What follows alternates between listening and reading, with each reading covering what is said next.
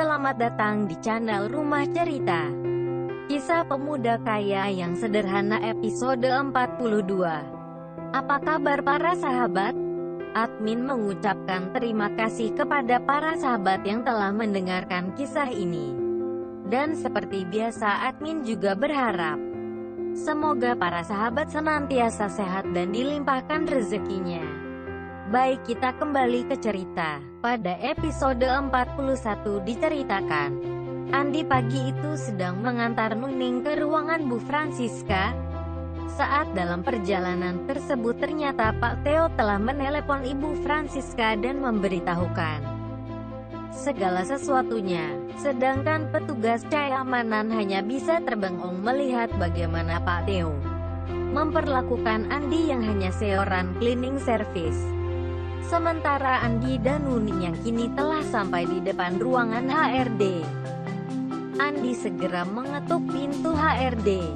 Saat itulah keluar seorang wanita dari dalam ruangan HRD. Wanita itu ternyata staf HRD bernama Ibu Fani. Ibu Fani kemudian bertanya kepada Andi. Ya, karena Andi saat itu hanya berpakaian cleaning service. Mas mau ketemu siapa ya? Andi yang sudah beberapa kali mendapat masalah dengan baju seragamnya. Kali ini Andi tampak lebih cerdas dari biasanya. Maka mendapat pertanyaan seperti itu Andi segera berkata, Bu, ini saya nganterin orang yang mau diwawancara Bu Francisca. Coba Bu diinformasikan ke Bu Francisca, kata Andi. Bu Fani yang mendengar apa yang Andi bicarakan seperti itu. Kemudian Bu Fani tidak banyak bicara, langsung menghadap ke Ibu Francisca. Bu Fani sendiri sempat heran. Masa iya sih harus Bu Francisca yang mewawancarai langsung seorang pegawai? Biasanya cukup staf HRD. Namun Bu Fani tidak berani berlama-lama di depan Andi. Bu Fani langsung menghadap Bu Francisca. Bu, ada calon pegawai yang katanya mau diwawancarai oleh Ibu. Siapa ya, Van? Tanya Bu Francisca. Tidak tahu Bu, tapi dia diantar oleh seorang cleaning service. Bu Francisca kemudian langsung paham kalau cleaning service itu pastilah Andi. Maka Ibu Francisca kemudian langsung berdiri dan keluar ruangan dan menyambut Andi. Selamat siang Pak Andi. Wah, ini ya yang mau saya interview. Pak Theo juga baru saja menelpon saya kok, kata Bu Francisca. Iya Bu, ini namanya Nuning, kata Andi sambil bersalaman pada Bu Francisca. Bu Fani yang melihat hal tersebut kemudian di dalam hati ini berpikir, Bu Francisca kok terlihat segan ya sama cleaning service ini. Bahkan membawa-bawa nama Pak Theo segala. Seperti yang diketahui oleh Ibu Fani, Pak Theo adalah orang nomor 1 di perusahaan tersebut. Bu Francisca kemudian mempersilahkan Andi dan Nuning untuk masuk ke ruangannya. Pak Andi di sini dulu ya Pak, biar saya wawancara Mbak Nuning dulu, kata Bu Francisca. Kali ini Andi duduk di ruang tunggu yang ada ruangan HRD. Sementara Nuning yang kini tengah diwawancarai oleh Bu Francisca.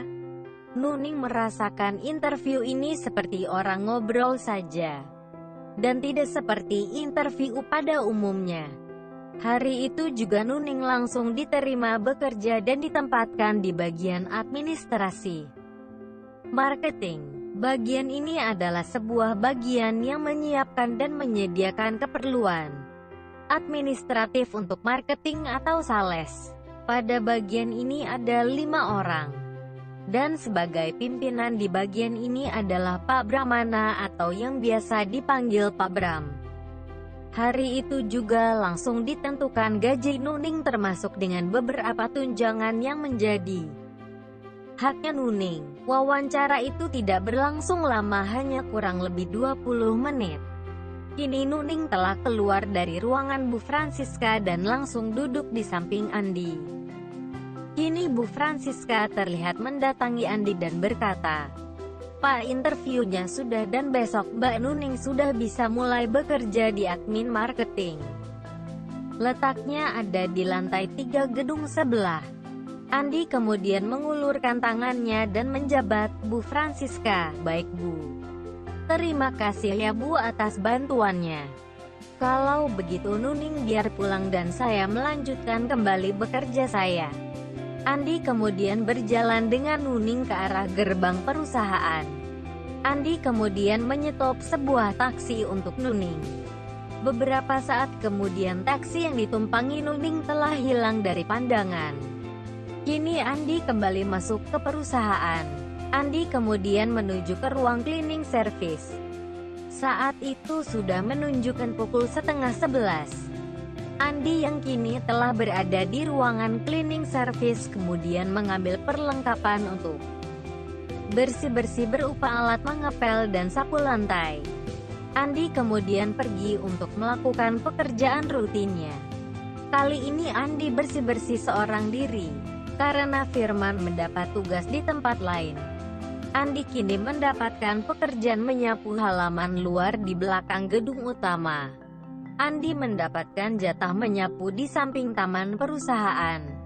Andi kemudian membawa sapu lidi bergagang panjang. Ya, sapu tersebut biasanya untuk menyapu di ruangan terbuka.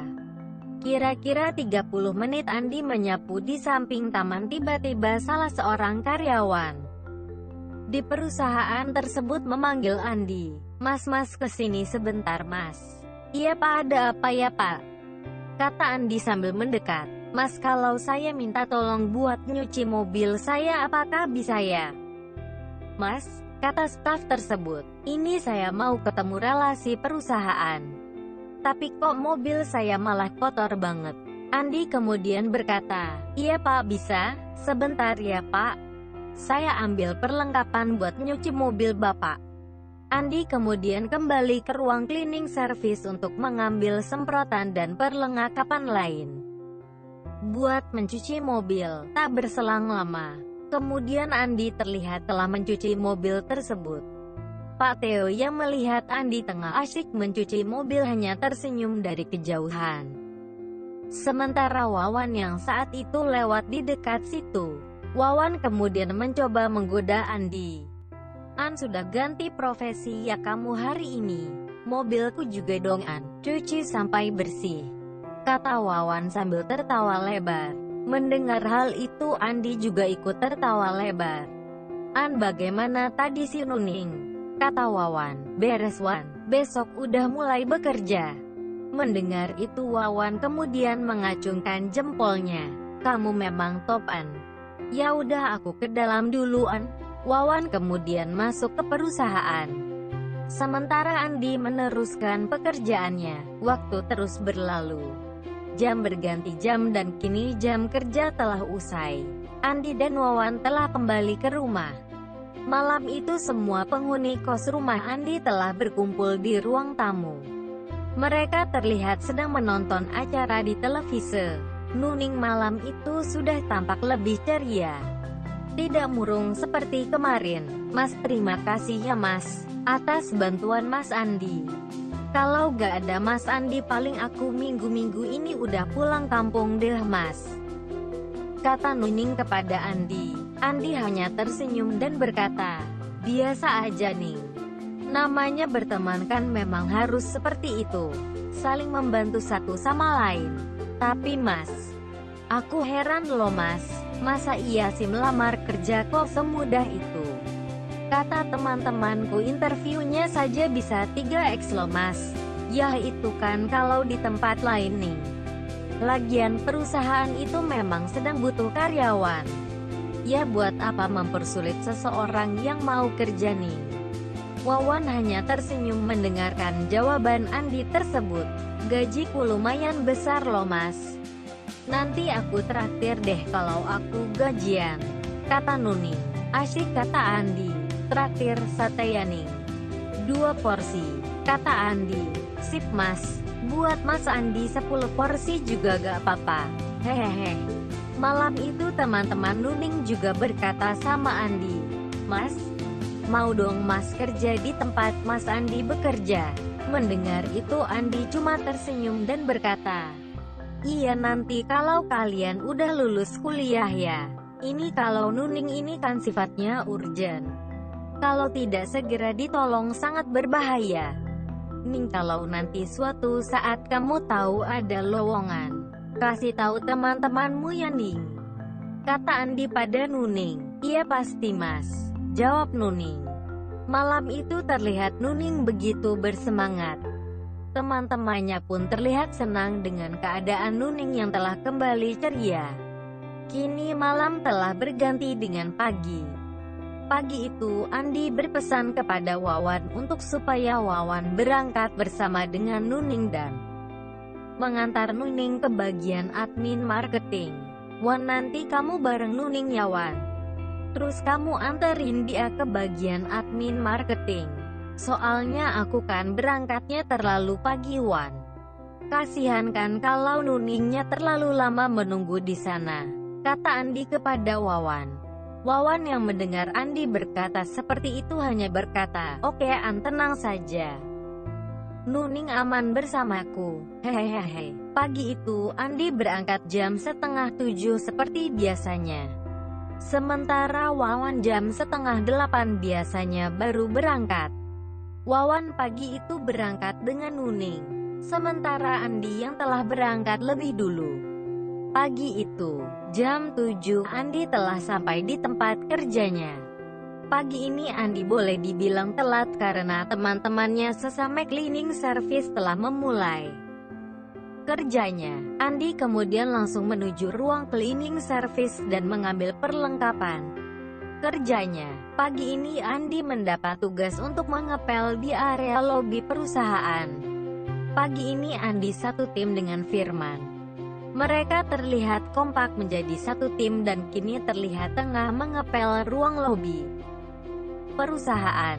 Jam setengah 8 pagi, setelah ruangan itu selesai, kini Andi dan Firman pindah mengepel di lorong-lorong ruangan dari lobi yang menuju ruang dalam. Saat itu jam 8 kurang 5 menit.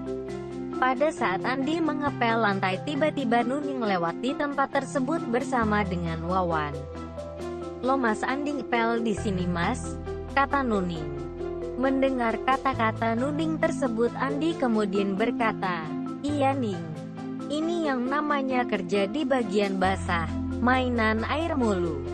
Firman, Nuning dan Wawan terlihat tertawa mendengar candaan dari Andi tersebut. Kini Nuning dan Wawan meneruskan langkahnya dan menuju ke lantai 3, di mana ruangan admin marketing berada. Itulah kisah pemuda kaya yang sederhana. Episode 42. Silahkan like dan subscribe jika berkenan. Bagaimana kisah selanjutnya? Ikuti terus cerita ini. Terima kasih.